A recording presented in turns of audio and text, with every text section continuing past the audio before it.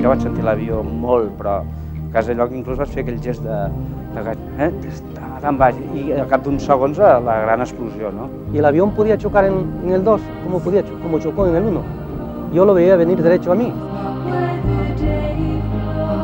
Cuando llegué aquí parecía como había explotado un volcán. Algunas de las escenas son tan terribles y reflejaban una situación tan desesperada y un patetismo tan elevado que se quedan grabadas a fuego en la memoria. És algo horrible, horrible, horrible. Espeluznante.